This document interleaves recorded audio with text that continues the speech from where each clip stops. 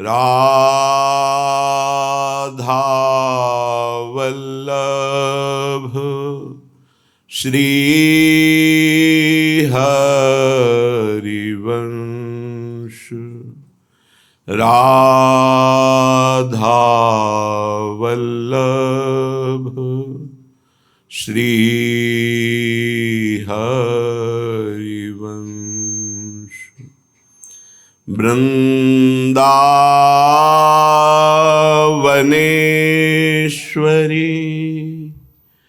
तवैव पदारविन्दम् प्रेमामृतैकमकरन्द रसौघपूर्णम्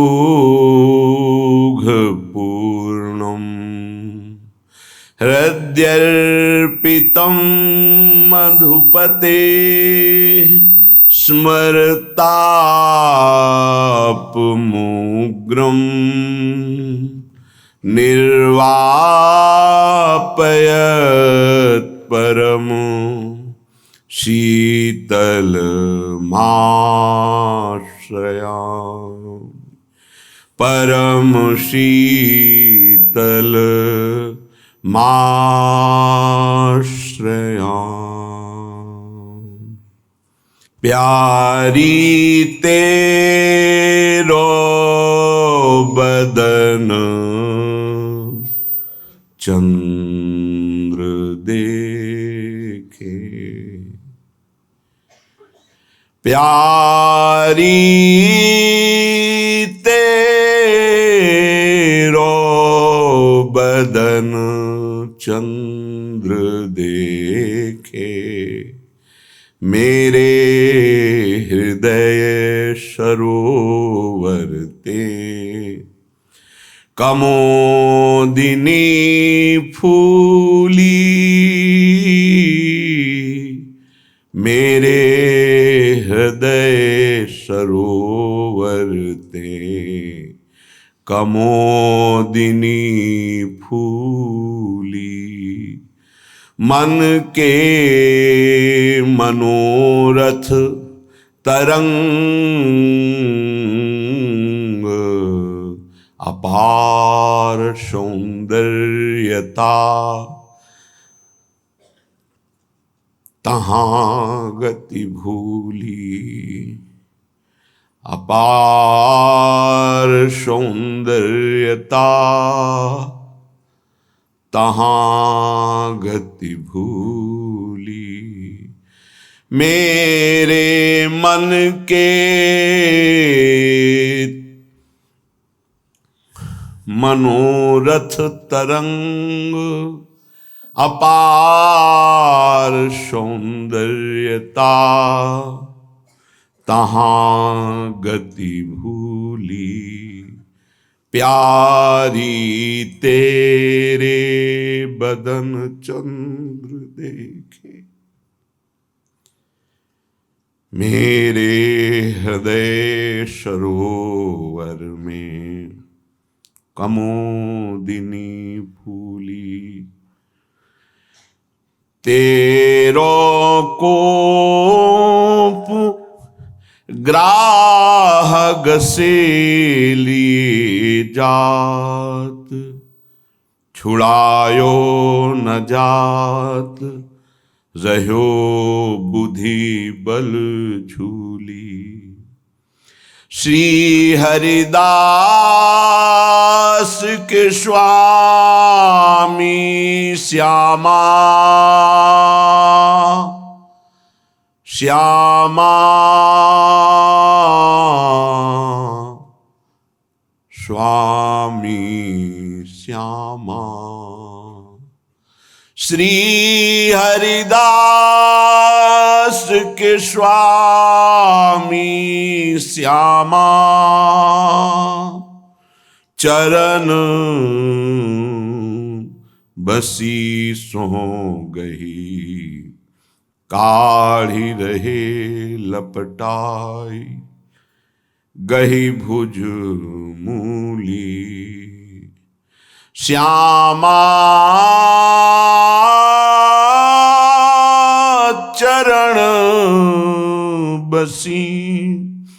सो गही काढ़ी रहे लपटाई, गही भुज मूली प्यारी, तेरो बदन चंद्र देखे, मेरे हृदय सरोवर ते कमोदिनी फूली। करुणा समुद्र आराध्य देव की कृपा से चित्त वृत्ति का निरंतर इष्टाकार रहना, यही उपासना की परिपक्व अवस्था है। अपने इष्ट के सिवा कुछ भी स्फुरण ना रह जाना, ये सिद्ध स्थिति कही जाती है। और ये कृपा और अभ्यास दोनों, अर्थात कृपा और पुरुषार्थ, जो हमें आध्यात्मिक शक्ति मिली है, उसके द्वारा मन को बार बार इष्ट से विमुख जो गति है उससे हटाकर अपने इष्ट में लगाना, इसे परम पुरुषार्थ अभ्यास योग कहते हैं। इसी अभ्यास से सिद्धि प्राप्त होती है। सिद्धि का अर्थात इष्टाकार निरंतर वृत्ति बनी रहना। इष्टाकार वृत्ति परमानंद का अनुभव कराती है। बस इसमें बहुत घातक एक वृत्ति है।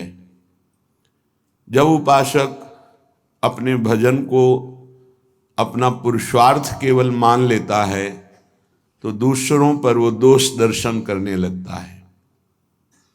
ये निज अनुभव यह कहूँ खगेशा, ये निज अनुभव की बात कहता हूँ कि हृदय में बहुत सूक्ष्म अहंकार रहता है, बहुत सूक्ष्म रहता है। जब वो अहंकार होता है तो दूसरों पर दोष दर्शन करता है।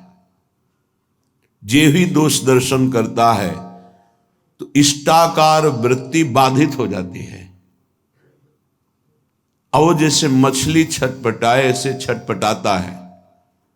फिर जब इष्ट से प्रार्थना होती है, मुझे ढूंढने से नहीं मिल रहा, क्या अपराध है, आप कृपा करके बताओ, तो तत्काल वही शीन, वही सामने संत भगवान, वही बात, फिर लगा अरे ये तो हमारे अंदर ही नहीं था कि हम अपराध कर रहे हैं। बाद में करोड़ों बार उनके चरणों की वंदना, नहीं प्रभु हमसे भूल हो गई, कहीं न कहीं गुणाभिमान आप पर दोष देख लिया, नाथ क्षमा करो। तब पुनः बिना प्रयास के इष्टाकार वृत्ति फिर जागृत हो जाती है। बहुत सूक्ष्म विषय है। बड़े बड़े महापुरुषों की लीलाएं रुक गई।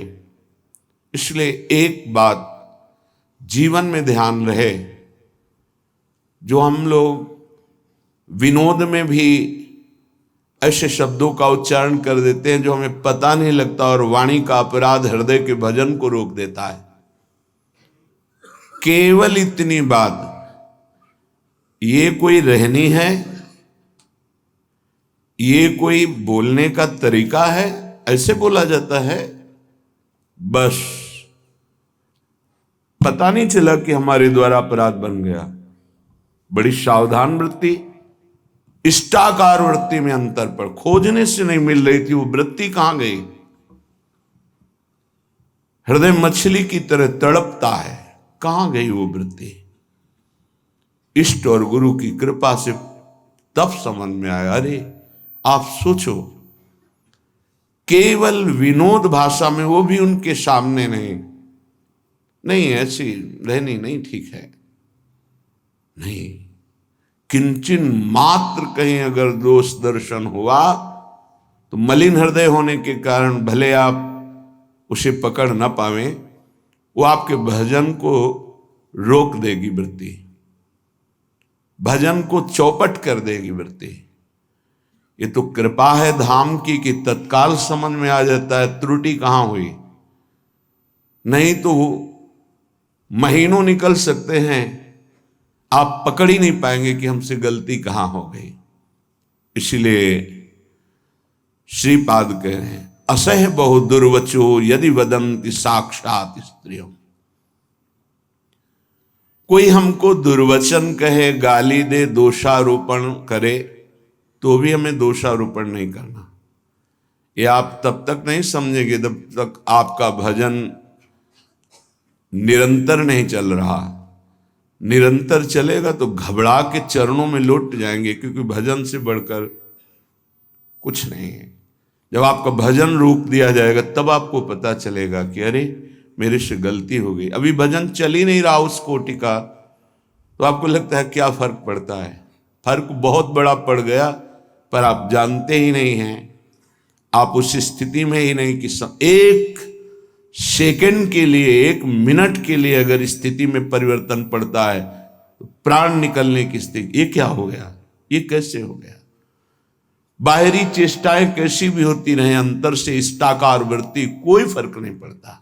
विषयान गृहणंतु मुंचन्तु वा, अंदर से इष्ट चिंतन में फर्क पड़ गया तो बाहर से कोई महत्व उसका नहीं होता। उपासक की दृष्टि अंतर्मुख रहती है। असह्य बहु दुर्वचो, यद्यपि असहनीय है, बड़ा दुर्वचन वो बोल रहा है, पर सहना होगा।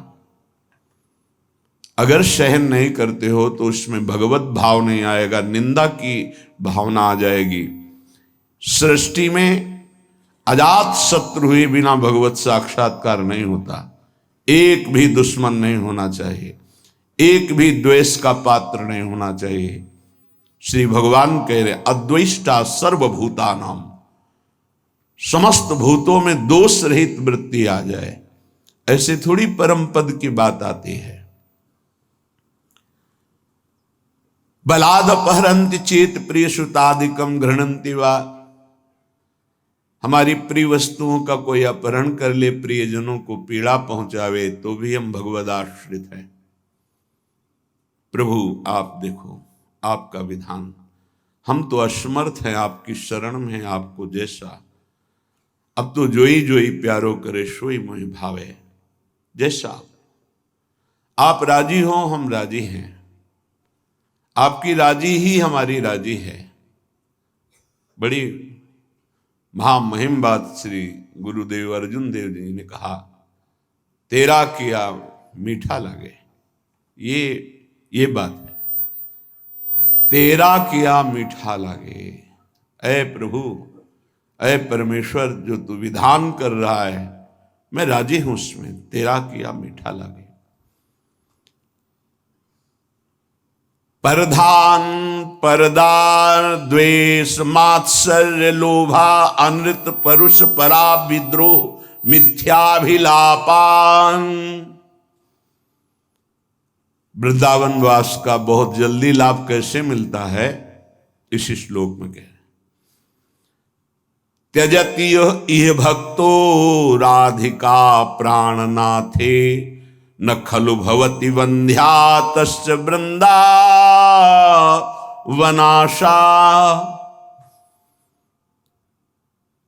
वृंदावन की आशा और उसका फल कभी निष्फल नहीं जाता है। यदि कहीं आप इस रहनी से रह जाएं तो कल्याण बात अलग है। वृंदावन की वासवृत्ति का फल है प्रियालाल से प्रेम हो जाना, प्रियालाल की दिव्य सेवा मिल जाना, प्रियालाल के समीप रहना, ये फल है। वृंदावन की वास की वृत्ति, उसका फल है प्रिया प्रीतम की मन मन की रुचि जानी नेह विधि अनुसर है। प्रियालाल के मन की बात जानकर उनकी सेवा में तन्मय रहना, ये बहुत जोर की बात है। आप ध्यान दीजिए, यदि ऐसी रहनी से वृंदावन रहा जाए तो बहुत जल्दी प्रियालाल की प्राप्ति हो जाएगी। परधन परदार द्वेष मात्सर्य लोभा अनृत परुख पराभिद्रोहा मिथ्याभिलापान, इनका त्याग। जो उपासक वृंदावन की भावना करता है, आशा करता है वृंदावन की कृपा की, आश्रय लिए है वृंदावन का, वो बाहर रहकर भी इन दोषों से बच जाए, और जो धाम वास कर रहा है वो इन दोषों से बच जाए, तो बाहर वाले को भी प्रिया प्रीतम मिल जाएंगे यहाँ वाले, क्योंकि वो वृंदावन का आश्रय लिए, ये वृंदावन का आश्रय और वास दोनों स्वीकार किए। सबसे पहली बात रखी है परधन परदारा। यदि हम दूसरे के धन की इच्छा रखते हैं किसी भी तरह से, जैसे छल कपट करके कि हम तुमको अमुक अमुक सुविधा देंगे, या हम तुमको अमुक पद प्रदान कर देंगे, अमुक दुख निवृत्ति कर देंगे, अमुक अनुष्ठान के द्वारा, ऐसा भागवतिक प्रलोभन देकर किसी से धन लेना, या सांसारिक किसी छल कपट के द्वारा उसके धन का अपहरण करना,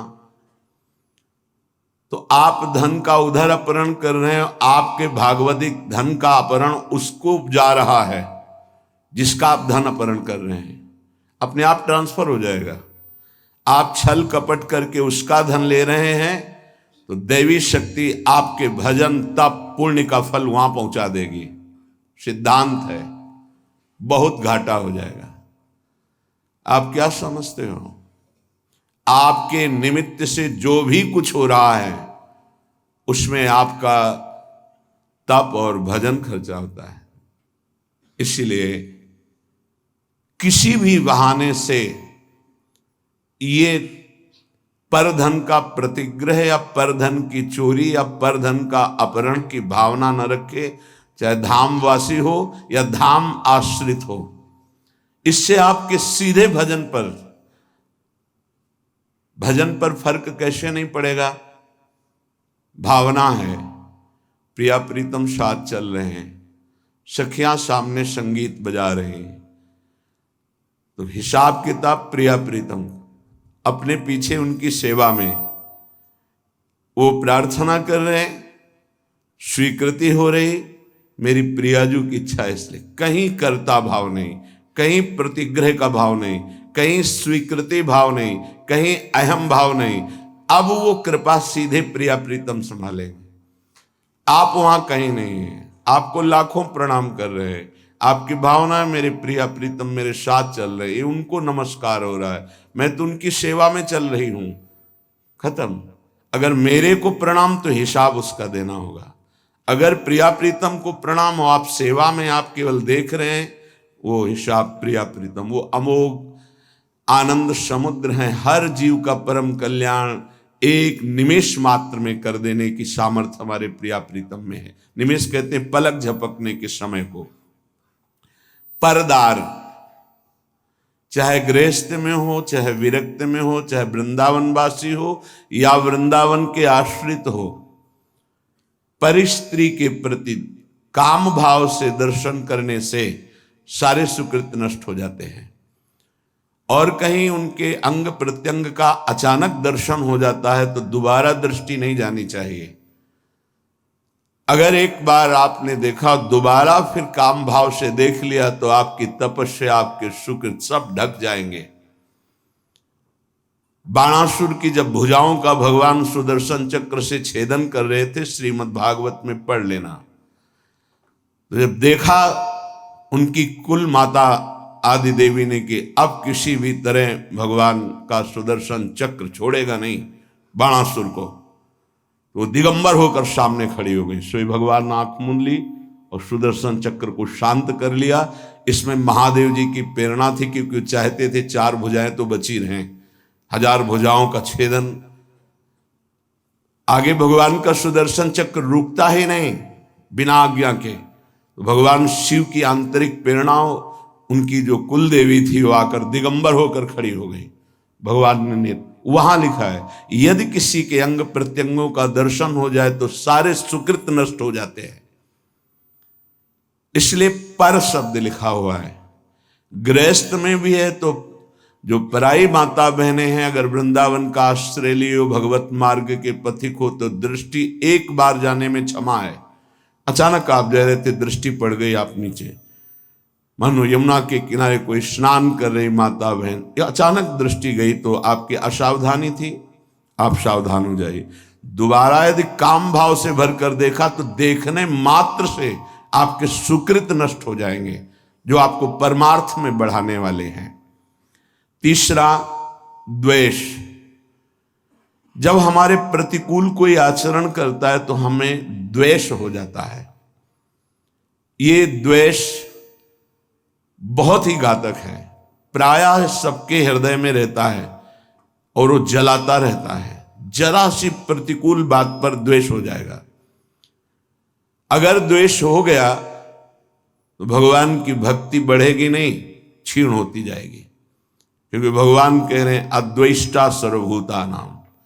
किसी भी भूत प्राणी से तुम्हारा दोष भावना, दोष में ही द्वेष होता है।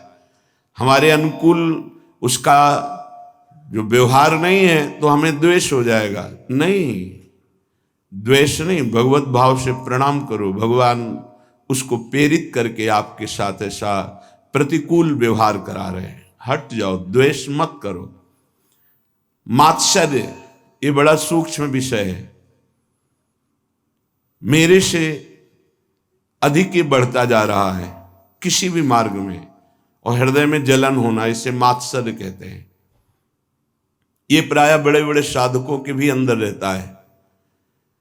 किसी की यश कीर्ति सुन करके जो हृदय में एक जलन होती है उसका नाम मात्सर्य है। मत्सरति, मेरे से आगे जा रहा है। भजन मार्ग में भी ये हो जाता है। इसलिए श्रीपाद ये विश्राम की तरफ वृंदावन महिमामृत जा रहा, सार सार बातें बता रहे हैं। मात्सर्य बहुत कठिन है छोड़ना। यदि भगवत भाव नहीं करोगे तो मात्सर्य नहीं छोड़ पाओगे।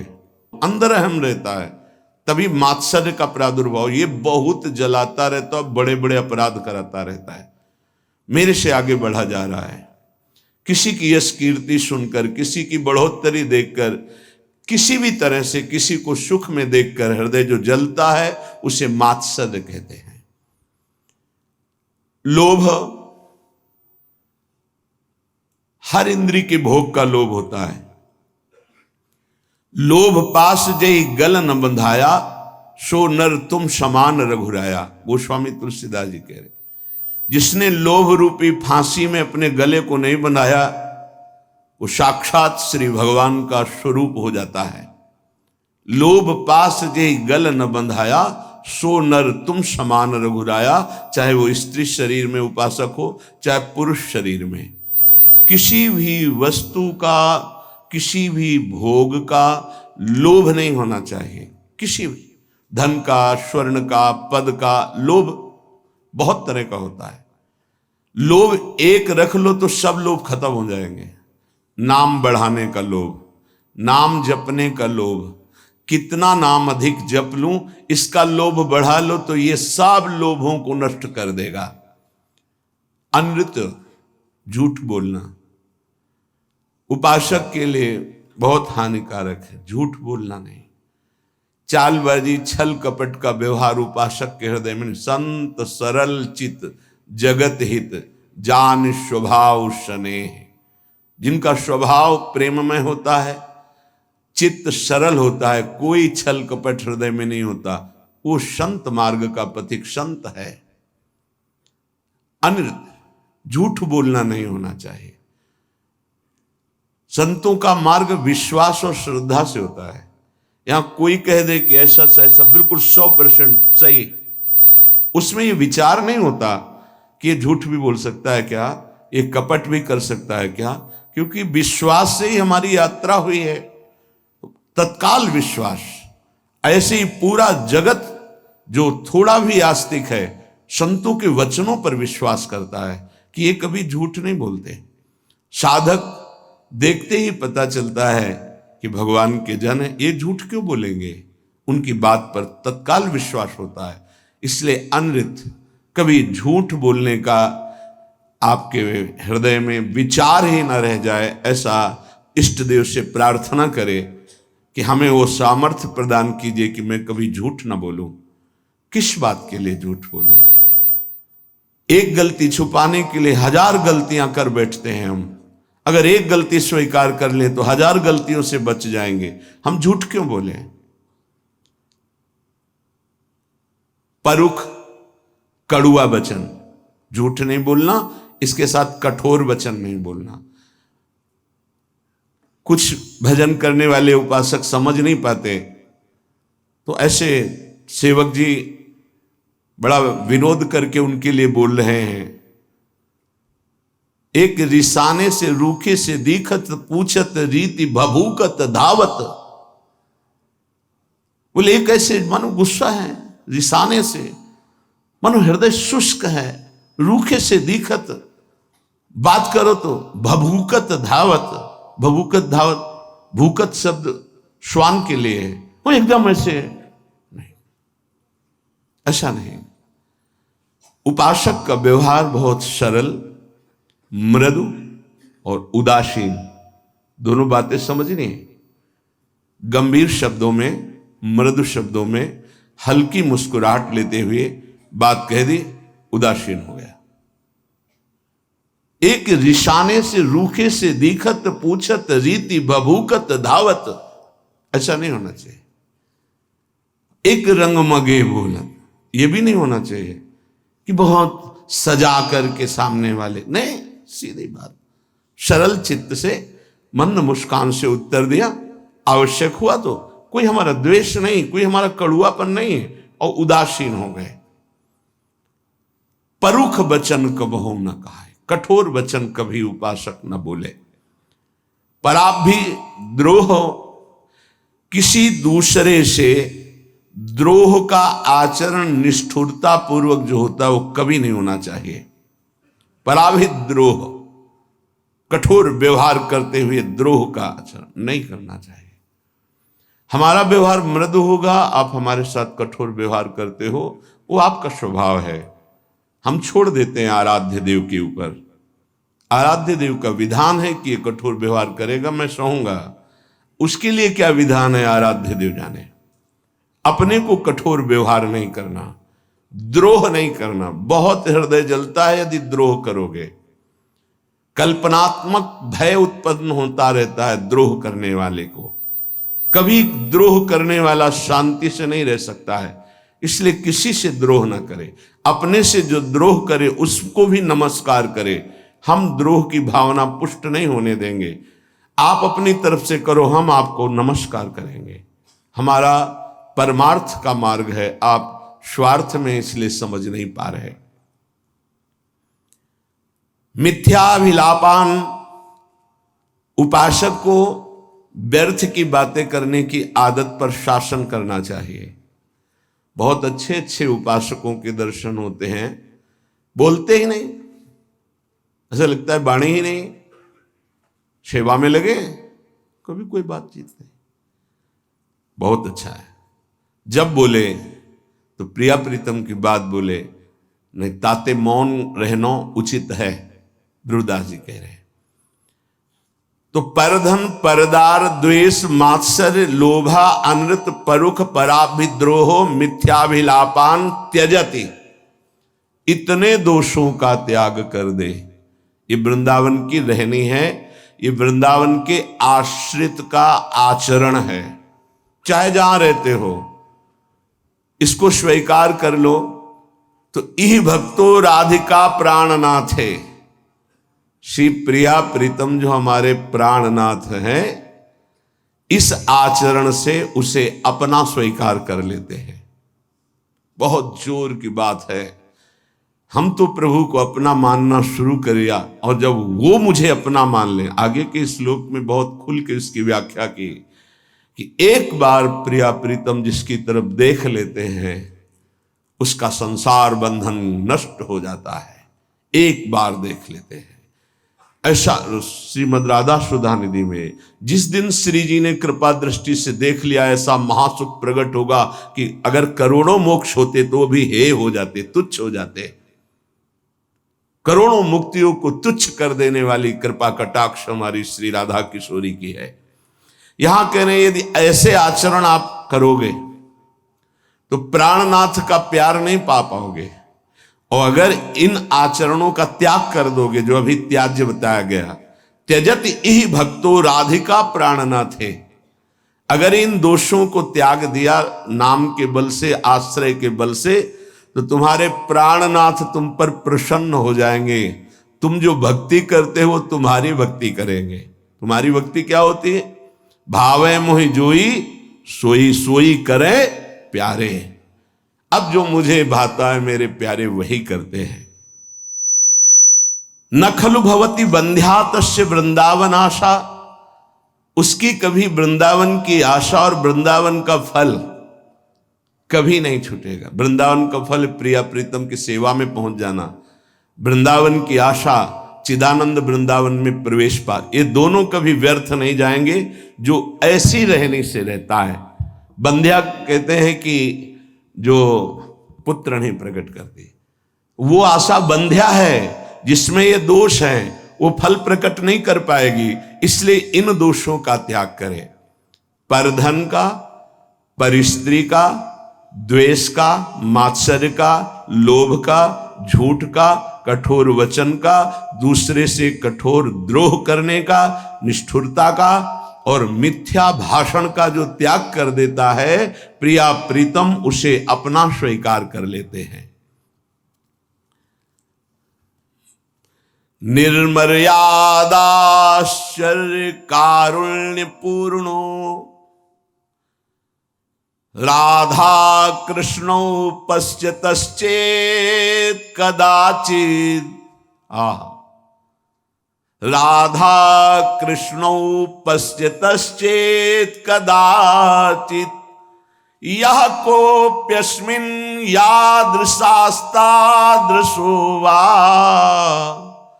देहस्यान्ते प्राप्नुयादेव सिद्धिम्। देख लो, विश्वास करो, यदि आप ऐसे चलोगे तो आपके ऊपर दोनों की दृष्टि हो जाएगी। राधा कृष्णों पश्यतश्चेत् कदाचित्, किसी समय वो आपको देख लेंगे। उनके महल में रह रहे हो, पक्का विश्वास करो। ये तो यहां तो कहा जा रहा है कदाचित किसी समय देख लेंगे। अपने को रोज देखते हैं, हम ही को नहीं, आप सबको देखते हैं। क्योंकि आप नहीं देख रहे, जब देखते हैं तो पता चलता है वो किस किस को देख रहे हैं। वो सब आप शरणागत हैं, आप सबको देखते हैं। कदा वा खेलंतो ब्रजनगर वीथीषु हृदयम हरंतो श्री राधिका मधुपति कुमारो सुकृतिना। जो हमारे नवल किशोर युगल सरकार हैं, खेलते खेलते कभी देख लेंगे और आपके चित्त का अपहरण कर लेंगे। कदावा खेलंतो ब्रजनगर बीथीषु हृदयम हरंतो श्री राधा मधुपति कुमारो सुकृतिना। अकस्मात किसी दिन दृष्टि पड़ेगी हमारे सरकार की और आपके चित्त को चुरा के निहाल कर देंगे। इस देश में रहने का यही फल मिलता है। कदा वा खेलंतो, कभी खेलते खेलते युगल सरकार, ये मेरा शरणागत है, राधा राधा पुकारता रहता है, देख लिया निहाल कर देंगे। निर्मर्याद कारुण्य पूर्णो, कोई सीमा नहीं जिनकी करुणा की, उस करुणा से पूरित होकर राधा कृष्णो पश्यतश्चेत् कदाचित्, उसे राधा कृष्ण देख लेते हैं। किसको? जो वृंदावन का आश्रय लेकर ऐसी रहनी जो पीछे बताई गई, या वृंदावन का वास करके ऐसी रहनी से जो है हमारे प्रिया प्रीतम उससे देख लेते। अब कह रहे चाहे वो कैसा कोई भी क्यों न हो,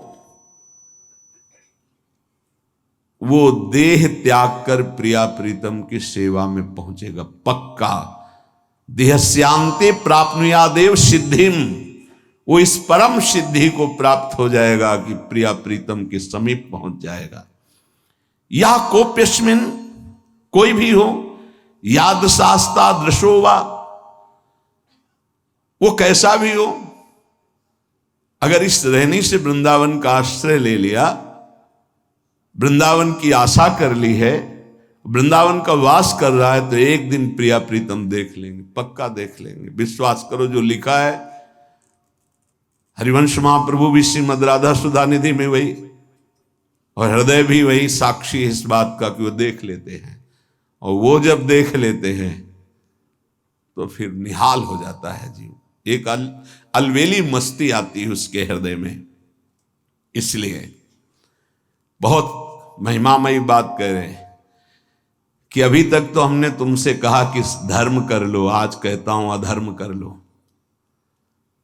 श्रीपाद बड़ी गूढ़ भाषा में कह रहे हैं, कुरु शकलम धर्मम मुंच सर्वत स्वधर्म त्यज गुरुमपि वृंदारण्य वासानुरोधात। आज मैं तुमसे कहता हूं कि एक अधर्म कर लो तुम। क्या धर्म? बोले मुंच सर्व स्वधर्म, सब धर्मों का त्याग कर दो, या धर्म कर लो। विनोद की भाषा में कह रहे कि किसी को लगता हो कि मैं अपने कुल धर्म का त्याग करूंगा, अपने किसी का मैं पति हूं, किसी का पुत्र हूं, किसी का मैं पिता हूं, किसी का भाई हूं, कि तो हम भाई होने का क्या धर्म है, पति होने का क्या धर्म है, पुत्र होने का क्या धर्म है, पिता होने का क्या धर्म है, और मैं अमुक वर्ण का हूं उसका धर्म क्या है, बड़ा बड़ा। तो कह रहे हैं आज मैं कह रहा हूं कुरु सकल अधर्मम, आज ये सब अधर्म कर डालो। आगे वर्णन कर रहे हैं क्या धर्म? बोले यद्यपि अपना स्वधर्म पालन करना बड़ी महिमा में है, लेकिन मैं कह रहा हूं स्वधर्मम त्यज, छोड़ अपने धर्म को। अरे बोले भगवान तो कह रहे हैं स्वधर्मो निधनो श्रेय पर धर्मो भयावह, तो वही भगवान आगे कह रहे सर्वधर्मान परित्यज्य, वही श्रीपाद कह रहे। बहुत गूढ़ भाषा संतों की होती है। कह रहे कुरु शकल अधर्मम, ये जितनी मैं कह रहा हूं ये सब अधर्म कर डालो। क्या? बोले सर्व स्वधर्म त्यज, अपने स्वधर्म का त्याग कर दो। फिर क्या करो? बोले गुरुमपि त्याज्य, जो गुरुजन, यहां गुरुजन का शब्द गुरु से नहीं है, पूज्य जन है, बाबा हैं, परबाबा हैं, पूज्य जन हैं, जो जिनको हम गुरुजन की तरह आदर करते हैं, बोले उनकी भी अवहेलना कर दो, नहीं सुनना।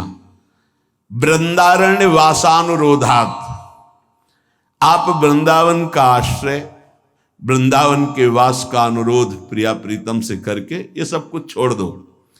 सातो परम धर्म, ऐसा मत सोचना कि ऐसा करने से अधर्म हो जाएगा।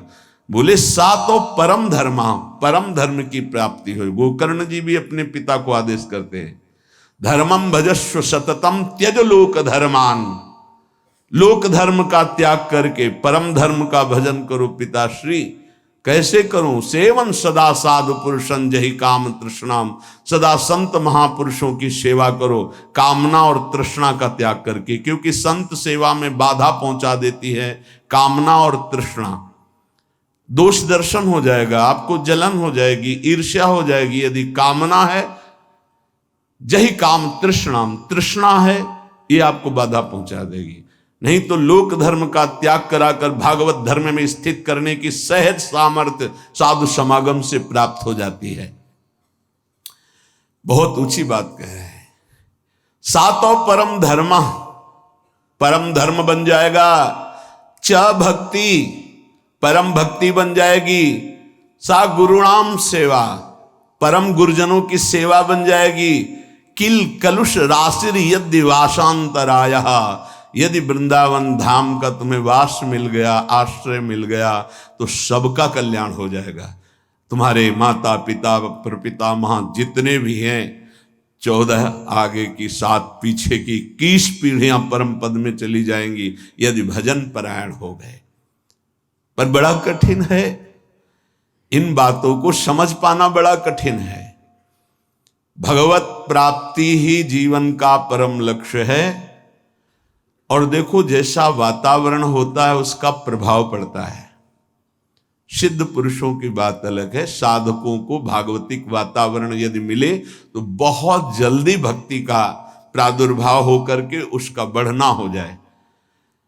जैसे आप यहां सुन रहे हैं तो भागवतिक आकर्षण हो रहा है, अभी आप बाहर निकले तो सांसारिक आकर्षण धूल डाल देगा।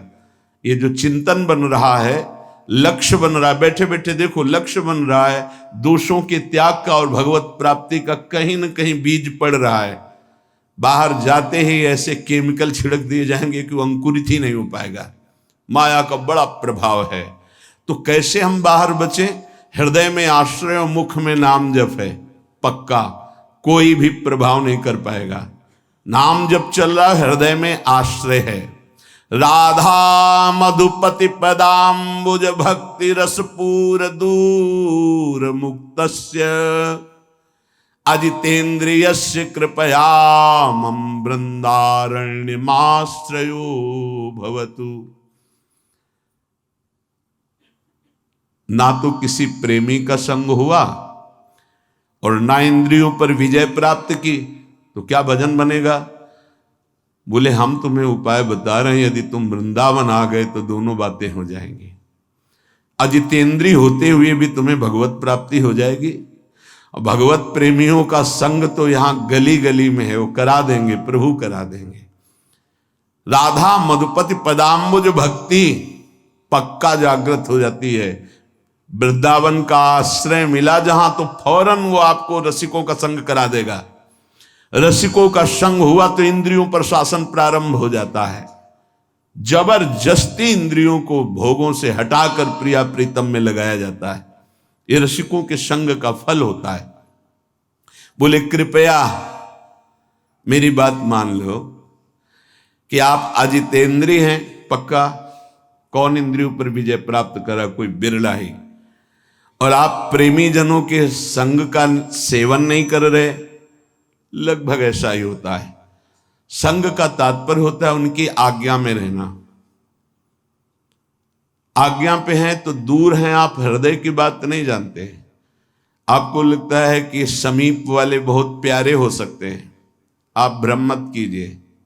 मिलना, समीप बैठना या समीप रहना, यही प्रेम का लक्षण नहीं होता। भगवान ने ब्राह्मण पत्नियों को मथुरा को बताया था, मेरी आज्ञा का पालन करना, मेरा नाम कीर्तन करना, मेरा गुण कीर्तन करना, मेरा ध्यान, ये मेरे सानिध्य से भी जल्दी अधिक प्रेम प्रकट कर देगा, ये भगवान ने कहा।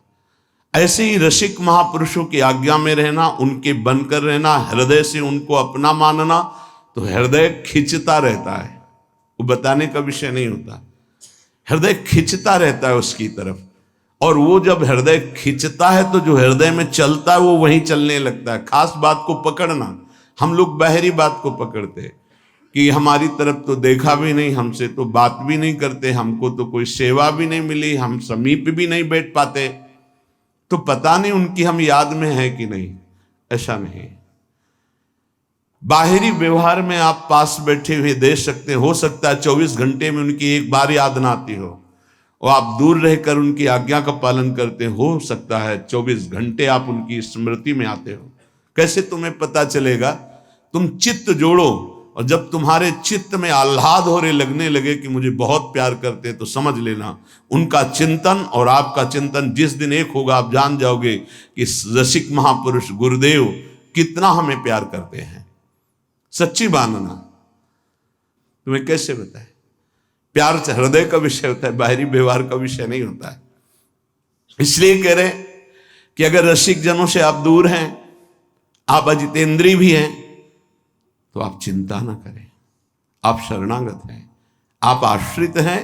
राधा मधुपति पदाम्बुज भक्ति रस पूर्ण, आपका हृदय प्रिया प्रीतम के प्रेम रस से पूर्ण हो जाएगा। आप एक एक मिनट आपका जो जा रहा है बहुत कीमती जा रहा है, बहुत महिमा में जा रहा है। आप ये मत देखो कोई देख रहा है कि नहीं देख रहा। आप अपनी दिनचर्या में, आप अपनी शरणागति में सच्ची आपको बहुत प्यार है। प्यार का मतलब गले लगाना नहीं, प्यार का मतलब बात करना नहीं, प्यार का मतलब देखना नहीं, प्यार का मतलब ये कहना नहीं कि मैं आपको बहुत प्यार करता हूं। वो हृदय का विषय होता है। इसीलिए इस श्लोक में कह रहे हैं कि राधा मधुपति पदाम्बुज भक्ति रसपूर पर दूर मुक्तस्य, जीवन मुक्त महापुरुषों की समीपता नहीं प्राप्त है, दूर है। अजितेंद्रियस्य, वो अजितेंद्रिय भी है, पर कृपया उसके ऊपर कृपा बरसेगी। वो आश्रित है, वो शरणागत है। तो मम वृंदारण्यमाश्रयो भवतु, कभी कृपा हो जाए मुझे वृंदावन का आश्रय मिल जाए, वृंदावन का वास मिल जाए। उपासक अपनी शरणागति पर ध्यान दे, बाहरी व्यवहार पर ध्यान न दे। जो प्रभु का भक्त है उसकी पहचान है, बहुत ध्यान से सुनना, महापुरुषों के वचन हैं। जो प्रभु का भक्त है उसकी पहचान है, वो नाम जप को अपना जीवन परम धन मानता है, इसलिए वो नाम जप रहित कभी एक मिनट नहीं हो सकता। भक्त वही है जो प्रभु के नाम को परम धन परम जीवन मानता है और हर समय ऐसे नाम जप में लगा रहता है जैसे संसारी पुरुष धन कमाने में। जो जितना भगवान नाम का संग्रह कर लेगा वो उतना ही उच्च भावना वाला बन जाएगा। भक्ति से क्या मिलता है जानते हो? भाव की ऊंचाई। बाजार में वस्तु का अगर भाव ना हो तो सड़ती रहती है, ऐसे ही भक्ति से भाव प्रकट होता है। भावहीन पुरुष सड़ता रहता है, नरकों में दुर्गति होती रहती है। अगर मनुष्य शरीर में भी है वो विविध प्रकार की दुर्वासनाओं से सड़ता रहता है, जलता रहता है। और भक्त भावोत्सवेन भजताम रस काम धेनु, भाव में डूबा आनंद मगन रहता है। ये भाव कहां से आता है? जितना नाम रूपी धन एकत्रित करोगे उतना ही महंगा भाव आपके अंदर आ जाएगा। बोले ये तो प्रिया प्रीतम की लीला में डूबे रहते हैं, भाव कहां पहुंचा दिया? अभी कहां है? काम भाव, क्रोध भाव, लोभ भाव, अभी तुम्हारा भाव गिर गया। भाव उठाओ तो बोले कहां है? बोले प्रिया प्रीतम के भाव में। बोले ये कहां है? बोले काम भाव में, क्रोध भाव में, लोभ भाव में। भाव ही सब कुछ है। भगवान को पुकार करके साक्षात सामने प्रकट करने की सामर्थ्य भाव में ही है। भाव पूरित टेर ही करती मुझे लाचार है, भाव बिन सुनी पुकारे मैं कभी सुनता नहीं। बात ध्यान करो, भाव सारा। और ये भाव कहां से आता है? पूज्य उड़िया बाबा कह रहे जो भक्त जितना अधिक नाम जप कर लेता है उतना ही बढ़िया भाव उसका बन जाता है। जो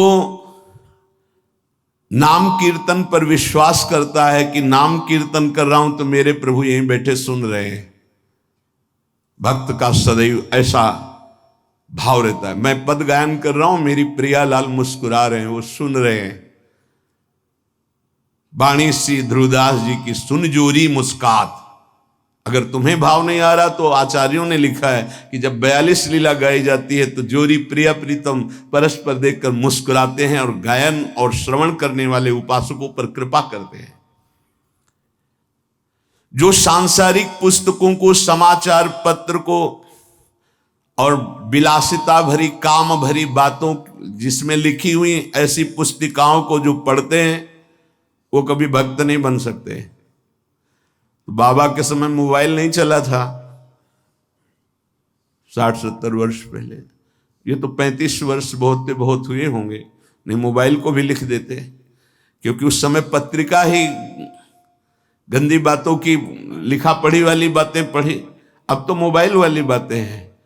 वो भक्त नहीं हो सकता जो गंदी बातें देखता है। नहीं, आपको तो अपनी वृत्ति पवित्र करनी, बचानी है। बहुत सावधानी की जरूरत है। एक छोटा सा बच्चा 13 वर्ष का, एकांतिक में, बहुत सुलझा व्यक्तित्व, अवस्था 13 वर्ष की, व्यक्तित्व बहुत सुलझा। जब वो अपने संयम की बात तो हम कहा भाई मोबाइल तो नहीं रखते, उनका लैपटॉप रखते। तो हम कहा उसमें भी वही गलती होती है क्या? क्योंकि कभी हमने तो बोले हाँ सर्च करके वैसे किया जा सकता है। तो उनका फिर तो गलती होने की संभावना है। बोले हो चुकी गलती, अब संभाल लो। छोटे छोटे बच्चों में गलती कराने की सामर्थ्य इस मोबाइल लैपटॉप में है। विश्वास कीजिए बहुत बढ़िया समय है, निकल चलो। ये माया फंसाने के लिए सब सूत्र फेंकेगी, आपको फंसना नहीं है। कोई सुख नहीं, केवल जलन, केवल अशांति, केवल समय नष्ट होना। भक्त वही है जिसको भगवान से भी अधिक संत महात्मा प्यारे लगे। सातो सम मुहिमें जग देखा, भगवान श्री राम कह रहे हैं सबरी जी के सामने, सातो सम मुहिमें जग देखा मोते अधिक संत। पूज्य बाबा कह रहे हैं भक्त वही जिसे संत भक्त महात्मा भगवान से भी बढ़कर प्यारे लगे। आज राम जी के प्यारे हमें मिल गए, आज श्याम जी के प्यारे में, आज प्रियाजू के प्यारे मिल गए। वैकुंठ प्रिय दर्शना दुर्लभो मानुषो देहो देहि नाम क्षण भंगु रहा तत्रापि दुर्लभम मन्येत वैकुंठ प्रिय दर्शनम। आहा, भगवान के प्यारों के दर्शन प्राप्त होना। भक्त वही है जिसकी जिह्वा हर समय नाम जप में लगी रहती और बातों के लिए वो मूक हो गई है। नारायण हरि भजन में पांचों न सुहाग, जो सच्चाई से मार्ग में चल रहा उसको अच्छा ही नहीं लगता। विषय भोग, निद्रा, हंसी, जगत प्रीति, बहु बात नहीं अच्छा लगता। भक्त वही है जो अपने चित्त को सुरक्षित रखता है। लोग और सब बाहरी वस्तुओं को सुरक्षित रखने की चेष्टा करते हैं पर चित्त को गंदा कर देते हैं। गंदा चित्त, गलत चिंतन। भक्त बाहरी वस्तुओं की सुरक्षा हो, चाहे आग लग जाए, लेकिन चित्त में सुरक्षा में कोई फर्क ना पड़े। चित्त हमारा चित्तचूर के चिंतन में लगा रहे। जहां तक बन सके अपने चित्त को बचाने की कोशिश करो। साधक अपने चित्त को सुरक्षित रहता है, अपने चिंतन को सुरक्षित रखता है। वही साधक है जो चिंतन को सुरक्षित रखे, और कोई परवाह नहीं सुरक्षा रहे या ना रहे। चित्त सुरक्षित है तो निरंतर चिंतन का प्रभाव भगवत साक्षात्कार करा देगा। भक्त वही है जो प्रभु से केवल प्रभु को मांगता है। ध्यान दीजिए, भक्त वही है जो प्रभु से केवल प्रभु मांगता है कि आप चाहिए आप, हमें और कुछ नहीं चाहिए, बस आप मेरे हैं, मैं ऐसा मस्त रहूं, बस ये हमें चाहिए और कुछ नहीं। आपसे आप चाहिए, बस आपसे आपकी माया का कुछ नहीं चाहिए, आप चाहिए। भक्त वही है जो भारी विपत्ति काल में किसी भी व्यक्ति का सहारा न लेकर इष्ट के भरोसे रहता है। ये बहुत कठिन बात है। जब आपके अंदर कोई समस्या जागृत होती, विपत्ति जागृत होती, तो आपका मन कहां जाता है? प्रियाजू पे, या किसी व्यक्ति, किसी सलाहकार मित्र, यार हम बहुत समस्या में हैं, बहुत हमारा मन अशांत है। नहीं कहना। प्रभु की छवि लो और छाती से लगा के उनसे बात करो, हमारा चित्त बहुत अशांत है, प्यारे आप संभाल दो। या बाहरी कोई विपत्ति है तो आप बात करके देखो ना कभी, पर भाव नहीं है तो बताया नहीं। फिर वो भाव बिन सुनी पुकारे मैं कभी सुनता नहीं। इसीलिए नाम जप से भाव का जागरण होता है। भाव से यदि पुकारे तो हमने सेकंड में परिवर्तन होते हुए देखा। एक सेकंड में परिस्थिति का परिवर्तन, एक सेकंड में भारी से भारी समस्या का समाधान, जो ही प्रभु से प्रार्थना, उसका तत्काल परिणाम देखा है। एक मात्र भगवत चिंतन ही समस्त विपत्तियों के नाश का उपाय है। हरि स्मृति सर्व विपदि मोक्षणम। इसलिए कभी किसी से सहायता मत मांगो। अगर किसी और की सहायता मांगी तो द्रौपदी की तरह परेशान होना पड़ेगा। आखिरी में द्रौपदी जी ने ठीक जगह सहायता मांगी। हा गोविंद द्वारिका वासिन, तो यहां से वस्त्र हटा नहीं पाया 10,000 हाथियों का बल रखने वाला दुशासन। हम लोग बड़े कमजोर भक्त हैं। थोड़ी सी भी बात हो तो हम किसी का, अन्य का सहारा ले लेते हैं।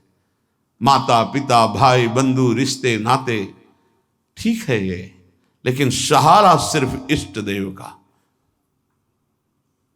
जरा इस शब्द पर देखिए, मेरी महारानी श्री राधा रानी, जाके बल में सबसों तोरी, लोक वेद कुल कानी। किया आपने, तोड़ा आपने। सबसों तोरी लोक वेद कुल कानी, तब असलियत में मेरी महारानी श्री राधा रानी। बाबा कह रहे हैं भक्त वही है जो भारी विपत्ति काल में किसी भी व्यक्ति की सहायता के लिए न देखे, केवल प्रभु की तरफ। अब वो क्या रूप रख करके आते हैं वो देखेंगे, लेकिन किसी अन्य आश्रय में ना आ जाए, नहीं तो हमारी भक्ति बाधित हो जाएगी। प्रहलाद जी ने किसी को पुकारा क्या? किसी भक्त के जीवन में देखो, किसी के पास गए क्या हाथ जोड़ के कि जमींदार या बादशाह या किसी कि आप हमारा सहयोग कर दो?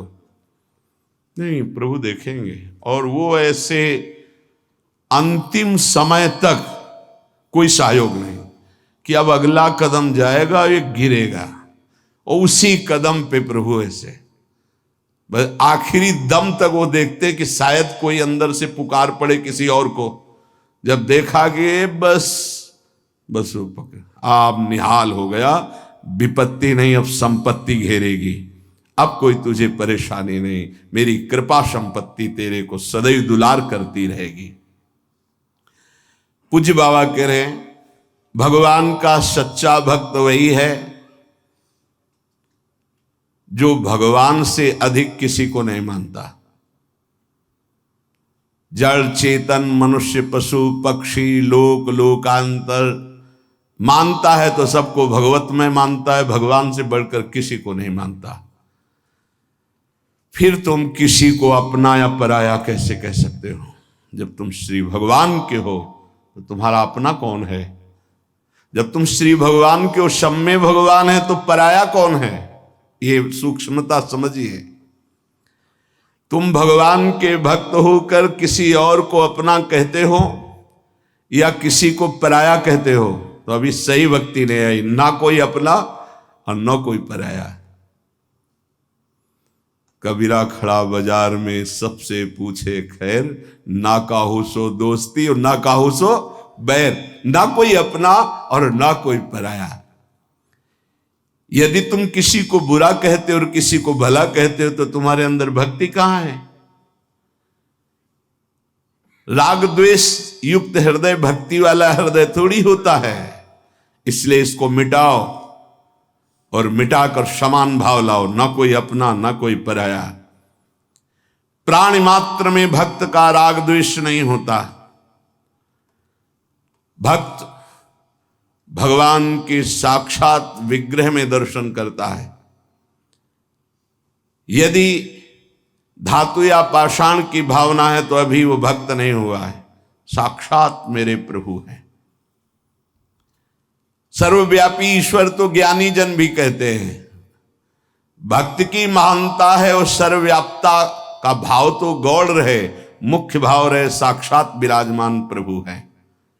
भक्त का भाव समिट जाता है, सर्वव्यापी भाव होने के बाद वो समिट जाता है। ये दो गुण प्रधान रहते हैं और बहुत से गुण रहते हैं भक्त में, पर दो ये गुण प्रधान रहते हैं। पहला गुण होता है सहनशीलता। ये दो गुण प्रधान भक्त में देखे जाते हैं, और तो बहुत से गुण होते हैं। एक बार चर्चा हुई थी 33 गुण पीछे भी, पर ये प्रधान दो गुणों से परीक्षा होती है अपने हृदय की कि हृदय में भक्ति आई कि नहीं। हर बात को सह जाना। तास्तितिक्षस्व भारत। जितना सहनशील होगा उतना बड़ा वो भक्त बनेगा। जब कोई इस मार्ग में चलता है तो उसके सामने इस बात की परीक्षा आती है, तुम कितना सह सकते हो। जब आपको बुरा लगना ही बंद हो जाएगा तो आपको भगवान परमानंद प्रदान करेंगे। जब तक बुरा लगता है तब तक साधन करो और उस बुराई को सह जाओ। जो आपसे कोई गाली दे रहा है, अपमान कर रहा है, निंदा कर रहा है, या काम क्रोध लोभ कुछ भी, सह जाओ, चुप रहो, शांत रहो, सह जाओ। नहीं, किसी से कह देते हैं तो हृदय थोड़ा खाली हो जाता है, तो कहते हैं यहां नहीं होगा। रहीमन मन की मन व्यथा रखिए मन में गोए। ये दिव्य सिद्धांत है। कहू ते कछ दुख घटी होई। कहने से दुख कम हो जाता है, पर काहि कहूं यह जान न कोई, पर किससे कहूं इस बात को कौन जानेगा। तो रहीमन मन की मन व्यथा रखिए मन में गोए, सुनी ठलई हैं लोग सब बांट न ले है कोई। विनोद होने लगे, तुम्हारा मजाक बना देंगे लोग। सहनशील, बहुत गंभीर।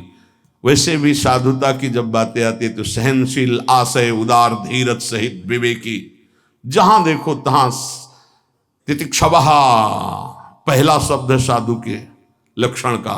यहां कह रहे हैं दो बातें भक्त की पहली पहचान। पहला, सहनशील कितना है। लोग उसे बुरा कहेंगे, उसकी हंसी उड़ाएंगे, उस पे कटाक्ष मारेंगे, उसका अपमान करेंगे, उसको छोड़ देने की धमकी देंगे, उसको लड़ने के लिए उत्साहित करेंगे, उसकी पराजय भी हो सकती है, पर वो शांत, गंभीर, अपनी अंदर की वृत्ति को कभी विचलित ना होने दे, सह जाए। बहुत ध्यान देने की बात है।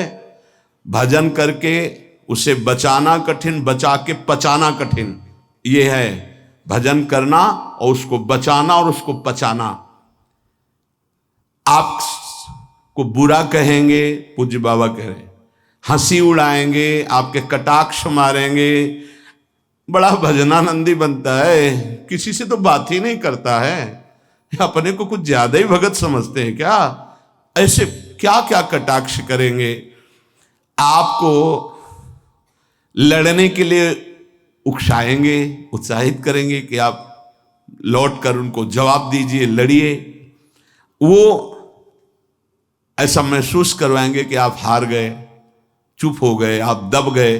चुप हो जाओ, हार जाओ, हरि को हरि नाम, मौन होकर चुपचाप सह जाओ।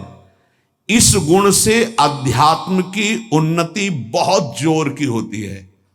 सहिष्णु, सहनशीलता, तितिक्षा, इनको एक ही शब्द के पर्यायवाची है। सहित सहित बाढ़े भगति गृह तन गुरहित गार, सेवक जी महाराज कहते हैं। और जिसके अंदर सहनशीलता नहीं है तो वो केवल परमार्थ का आडंबर करेगा, स्वप्न में भी आध्यात्मिक उन्नति नहीं हो सकती। जागृत की तो बात जाने दो, पकड़ लीजिए। सबसे पहला लक्षण सहन करना। ये आप संकल्प कर ले कि जीवन में सब कुछ सहन करना है मुझे। जो सह गया सो साधु, जो टूट गया वो विषयी। यही बात हमको एक शराबी ने समझाई थी ब्रह्मावर्त बिठूर में। ए देखो, तिल तिल ये छवि काटी गई तो आज भगवान बन के पूज रही। ए बच्चा, टूटना नहीं। क्या भगवान का बाहरी स्वरूप था। वो बाहरी तो ऐसे मदिरा पान की एक लीला करते हुए दिखाए, लेकिन जब उपदेश मिला तो प्रणाम करके अंदर सोचा भगवान न जाने किस स्वरूप में। और वो शब्द जीवन में नहीं भूला। खास बात होती कि जैसे ऐसे कोई बोल रहा है तो वो शब्द जीवन में नहीं भूला। ये टूटना नहीं, टूटना नहीं, कैसी भी परिस्थिति हो टूटना नहीं। यहां भी कह रहे जो सहिष्णु नहीं, सहनशील नहीं, वो आध्यात्मिक उन्नति जागृत की तो बात जाने दो, स्वप्न में भी नहीं होगी। कुछ नहीं हाथ लगता, आडंबर केवल लेता है। अतः भक्त को अधिक से अधिक नाम जप के द्वारा ये शक्ति बढ़ानी चाहिए सहन करने की। कितना भी कुछ भी अंदर कोई विकार, मनोवेग, वाणी वेग, उदर वेग, जनेन्द्रीय वेग, कोई भी वेग, सब चुपचाप सह जाओ। ये मार्ग है सहन करने का, सहन करने का। भगवत प्राप्ति का जो मार्ग है वो सहन करने का मार्ग है। शांत, अपने मन की बात किसी से भी मत कहो। कहो तो केवल प्रभु से कहो, अगर कहना ही है, नहीं तो कहने की जरूरत नहीं। वो देख रहे हैं, उन्हीं का विधान रचा हुआ है, उनसे क्या कहना। वो भोरी सखी का एक पद में है ना, दिल दे करके दिल की सुख दुख की बातें क्या कहना। जब दिल ही दे दिया तो क्या सुख दुख की बातें कहना। पहला तो ये हुआ सहिष्णु, सहनशीलता, और दूसरा नाम जप। ये दो से भक्त की पहचान, दो चीजें। निरंतर नाम जप हो रहा है कि नहीं, हर प्रकार के आक्रमण को आप सह रहे हैं कि नहीं, बस यही भक्ति की पहचान। और तो सब लक्षण आ ही जाते हैं। नाम में जितनी अधिक शक्ति है उतना कोई वर्णन ही नहीं कर सकता। इतनी अधिक अचिंत शक्ति नाम में है। नाम में जितना मन लगाओगे तो तुम्हारा मन निर्मल और तुम्हारा बल बढ़ता जाएगा और वो निर्बल होता जाएगा। दोनों बात समझ लो, मन निर्मल और निर्बल। निर्बल तुम्हारे अधीन। अभी क्या है, मन बलवान और हम उसके अधीन हैं, और मन मलिन तो हमको संसार में फंसा रहा है। नाम में जितना आपका भाव बनता जाएगा, श्रद्धा विश्वास बनता जाएगा, उतनी ही तुम नजदीक प्रभु के पहुंचते जाओगे। भजन करना कठिन, करके बचाना कठिन, पचाना एक सूत्र केवल, सब कुछ सहन करना है जीवन में। भूख प्यास गर्मी सर्दी मान अपमान निंदा स्तुति सब सहन करना, चुप शांत एकदम अंदर, और नाम जप। बस ये दो बहुत जोर की बात बाबा ने बताई कि सहनशीलता और नाम जप ये प्रधान दो गुण हैं जिससे भक्त की पहचान होती। तो हम अंदर अपने करें, दूसरों पे नहीं, अपने अंदर कितना नाम जप कर रहा, हम कितना सहनशील है। जब नई नई अवस्था में साधन में आए थे तो ये मनाते थे कि कोई अपमान करे देखे कैसा लगेगा। कोई अपमान करे, फिर भगवान ने बड़ी कृपा की, बहुत अच्छे अच्छे शब्दों के स्वागत हुए, तो हृदय में भी अब कैसा लग रहा है। एक समय ऐसे सीधे गंगा के किनारे जा सामने से बड़ी गालियां और बड़े कटु वाक्य, ऐसे वैसे क्या क्या बातें, शांत एकदम चुप। कैसा लगा? मांगते थे कि प्रभु कभी अपमान हो तो कैसा लगेगा, कैसा लगा? शांत मन, हाँ चलो ठीक है आगे चलो। भगवान कृपा करके देते हैं। संत जन इसी से समझते कि हमारे ऊपर कितनी कृपा है। जब हमारा कोई अपमान करे हमें गुस्सा ना आवे, कोई विकार हमारे अंदर आवे, गलत चेष्टा ना हो, उसको सह गए, तब बड़ी कृपा श्री भगवान की हमारे ऊपर है। संसार का चिंतन तो सारी दुनिया करती है, यदि भक्त भी संसार का चिंतन है तो किस बात का भक्त है। अगर दो चीजें लानी है, सहनशीलता और निरंतर भजन, तो ये 6 साधन हैं। ये 2 महान सद्गुण प्राप्ति के, भक्त के 2 महान सद्गुण, सहनशीलता और निरंतर नाम जप। अगर ये बात तुम्हें लानी है तो ये 6 साधन पूज्यपाद उड़िया बाबा जी महाराज बता रहे हैं। पहला, हल्का भोजन। पहला प्रहार भोजन पर किया है, और सच्ची बात है, और आप लोग भी अनुभव किए होंगे अगर भजन में चित्तवृत्ति लगाए हैं। पेट में वजन ज्यादा, भजन कम। देख लो, आप खुद देख लो। हल्का भोजन, इतना हल्का कि आप भोजन पाकर बैठे और आपको महसूस ना हो कि आपके पेट में वजन है, इतना भोजन पाया। होता है जैसे 5 रोटी पाने की आपके पेट में क्षमता है तो 3 पाइए, 5 पाने की क्षमता 7 पा गए, तब तो फिर 7.5 ही शनिचर आ ही जाएगा बुद्धि में, नहीं आ जाएगा? बिल्कुल प्रमाद आ जाता है, पक्का प्रमाद आ जाता है। धन्यवाद है उन उपासकों को जो एक दिनचर्या में रहते हैं। हाँ ठीक है, 1 चम्मच खीर डाल दीजिए, 1 पीस से डाल, बस दोबारा हमसे मत पूछना, बस वो अपनी निष्ठा में रहते हैं। ये आहार विहार ही भजन में सबसे ज्यादा सहयोगी है और बाधक भी है। हल्का भोजन लिख रहे हैं बाबा। हल्का भोजन मतलब सुपाच्य भोजन और आधा पेट भोजन। एक दिन चर्चा हुई थी, अगर याद हो पीछे, 400 ग्राम अन्न में 24 घंटे में बहुत स्वस्थ शरीर रह सकता है। केवल रसेंद्री फंसाए है, रसेंद्री। हमें लगता है कि अगर हमें जीवन उछाल उत्साहित और बहुत सात्विक रखना है तो हल्का भोजन। दूसरी बात, प्राण संयम। ये जो बहुत जल्दी जल्दी श्वासें चलती हैं, इससे भजन में बड़ा बाधा पड़ती है। एक आराम से श्वास खींचिए। कितनी बार राधा नाम जपते हैं, फिर आराम से छोड़िए। कितनी बार छोड़ते हैं। प्राणों का संयम आवश्यक है, इसलिए 2-3 प्राण वायु का संशोधन की प्रक्रियाएं हैं जिनको सबको करना चाहिए। ये प्राणायाम के अंतर्गत नहीं, हम भजन की बात कर रहे हैं। आराम से बैठ जाओ, ऐसे दोनों स्वरों से वायु खींचो, कोई हाथ वाथ लगाने की जरूरत नहीं, पूरी खींचा और एकदम छोड़ दो।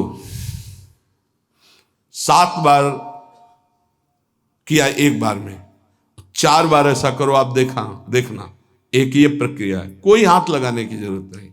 प्राणवायु का संशोधन, खींचा, रोक लिया, नाम जप कर रहे हैं, एकदम प्राण व्याकुल, छोड़ दिया। एक ये है आंतरिक कुंभक और एक बाह्य कुंभक, खाली किया, नाम जप करे बेटे, फिर तुरंत खाली किया, फिर रोक लिया। इसे बाह्य 3 बस कर लीजिए। आप देखिए आपके फेफड़े, आपकी छाती, आपका प्राण संयम। कोई हम ये नहीं कह रहे ऐसे ऐसे करने की, और ये मात्र 2-2 मिनट का अभ्यास कर लीजिए। क्या जाता है ऐसे आराम से बैठ के, कोई जान भी नहीं रहा कि आप प्राणवायु का संशोधन कर रहे हैं। पर मेरुदंड सीधी होनी चाहिए।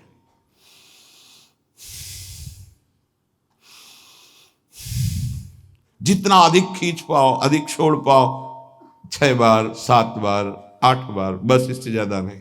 और ये 4 बार दिन में, एक बाह्य कुंभक, एक आंतरिक कुंभक, ये 5-5 बार कर ली। आप देख लीजिए आपका प्राणवायु कितना, जितना प्राणवायु पवित्र होगी उतनी सुंदर अन्न पाचन क्रिया होगी, और उतना ही आपके मस्तिष्क में एक गुदगुदाहट सी, ध्यान करने की इच्छा होगी। मंत्र जपोगे तो एक प्यारा लगेगा। अब जब प्राणवायु किसी के देखो ना, एकदम अगर एकांत कमरे में हो तो ऐसा लग रहा है जैसे धौंकनी चल रही, क्योंकि स्थूल प्राणवायु है, उसकी आवाज अलग ही सुनाई देगी। प्राणवायु का संयम, भोजन हल्का और प्राणवायु संशोधन कृपया जरूर करें, चाहे वृद्ध शरीर हो चाहे जवान शरीर हो, ये जरूरी है प्राणवायु का संशोधन। अपने तो किडनी खराब हो गई, तब से बंद हो गए, नहीं तो 45 मिनट केवल प्राणवायु संशोधन होता, तो 45 मिनट व्यायाम, और उस समय केवल भगवदा का नाम चलता था। 1 सेकंड के लिए ऐसा नहीं कि प्राणवायु संशोधन करें नाम छूट जाए, या व्यायाम कर रहे नाम छूट जाए। तीसरा, कम बोलना, क्योंकि नाम चलाना है और सहनशील होना है। देखो, जब हम अपनी कमजोरी किसी से कहते हैं तो कमजोरी हम पर बढ़ती है और दूसरा हमारा उपहास करता है। इसलिए अपनी कमजोरी तो बोलनी नहीं, और कोई बात भी करने की जरूरत नहीं है। थोड़ा बारा व्यवहार में आवश्यक हो तो उत्तर दे दीजिए। कम बोलना सीखें। उपासक जब अपनी रहनी पे रहता है तो हमें लगता है कि धन्यवाद का पात्र है, जो अपने को जलाकर प्रभु के चरणारविंद तक पहुंच रहा है। बहुत कठिन विषय है, प्रणाम है उसको जो अपने को जलाकर आगे बढ़ रहा है। कम बोलना, तीसरा। चौथा, किसी से कोई भी इच्छा न रखना, न व्यक्त करना। ये 2 महान सद्गुण आ जाएंगे, सहनशीलता और निरंतर भजन। किसी से कोई इच्छा, आप आज क्या पाएंगे? नहीं, आप क्या पाएंगे? जो श्री जी की इच्छा। नहीं, वैसे आपको पसंद क्या है? राधा राधा राधा। नहीं, भोजन में क्या पसंद? यही आहार है हमारा। कभी भी कोई शब्द ना निकलने पाए तो आज फिर मुंगौड़ा बन जाए, ऐसा नहीं। कोई, देखो, अगर आपको वास्तविक मार्ग को प्राप्त करना है तो ये सिद्धांत है, कोई भी इच्छा है भी तो प्रकट नहीं करना हो। आप देख लेना, अगर श्री जी को मूंग के मुंगोड़ा ही पवाने हैं ना प्रसाद में, तो आपको मिल जाएंगे कहीं ना कहीं से। मांगने की जरूरत नहीं, कहने की जरूरत नहीं, इच्छा व्यक्त करने की जरूरत नहीं। 5वां, जो इंद्री बहुत लालायित हो गई और उसका विषय आ गया हो तो उसका संसर्ग ना होने देना। देखो, जैसे वो 2 सद्गुण कठिन है तो उनको लाने वाले साधन भी बहुत कठिन है। किसी भी इंद्री की बहुत इच्छा हुई और वैसे ही संयोग आ गया, कोई भी इच्छा, हर इंद्री में अपनी इच्छा रहती है, प्रबल इच्छा हुई और प्रारब्धवशात माया ने वही संयोग बना दिया, लो खाओ। और आपको पता है कि ये मेरे हृदय में बिल्कुल चल रहा था, कैसे मिले, और वो मिल गया, तो खुश नहीं होना। बोले संसर्ग नहीं होने देना, पाने नहीं हटा देना है। इतनी हिम्मत है। पहला लक्षण सहिष्णु, वो दूसरा निरंतर भजन। जो तुम्हारे, ये सब बातों में नहीं कह रहे, जिसकी प्रबल इच्छा थी हमारे अंदर और वही आ गया संयोग से, यही बात गुरुदेव ने बताई थी। बोले जो प्रिय वस्तु हो उसका संयोग इंद्रियों के संसर्ग में ना होने पाए और उसको भोग लगा बांट दो। तो बाबा कह रहे किसी भी प्रिय बात, प्रिय वस्तु, वो इंद्रिय भोग जब उपस्थित हो तो उसका संसर्ग ना होने देना। इससे दो सामर्थ्य जागृत होंगी, निरंतर नाम जप और सहिष्णु, सहनशील। और वाणी पाठ और अपना जो संत समागम है, इसके सिवा अकेले रहने का स्वभाव बनाना। इसमें भी जो अपने प्रियजन परिवार के जन, उनको लगने लगता है अकेले बैठे क्यों रहता है। अरे वो अपने साधन में बैठा है, उसके लिए डिस्टर्ब थोड़ी होना कि अकेले क्यों। धन्य भाग है, जैसे अपने लोगों को सूचना मिलती कि वो एकांत ही चुपचाप बैठा रहता, तो अपने को पता है, अपना हृदय शीतल होता है कि सही मार्ग है, सही मार्ग है।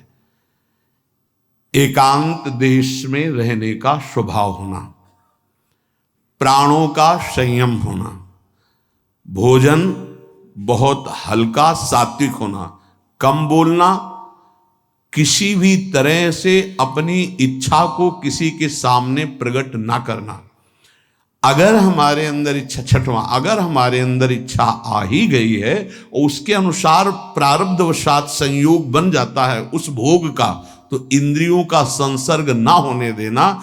इन 6 साधनों से ये 2 बात महान भक्त के अंदर आ जाएंगी कि वो सहनशील हो जाएगा और उसका निरंतर नाम जप चलने लगेगा। ये जो चर्चाएं होती, इसका मनन करो, आचरण में उतारा जाए और सदैव प्रभु से जुड़े रहना चाहिए। जुड़ते ही हृदय में आनंद आता है, हटते ही हृदय फंस जाता है किसी न किसी विषय में। इसलिए हानि हरिवंश के नाम अंतर पड़े, लाभ हरिवंश उच्चरत बानी।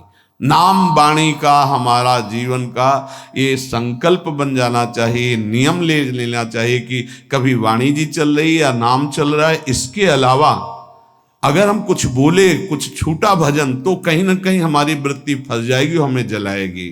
तो हम सहनशील बने, निरंतर नाम जापक बने और सत्संग को खूब सुने और सुनकर मनन करके आचरण में उतारे। शेष चर्चा आगे। श्री राधा वल्लभ लाल।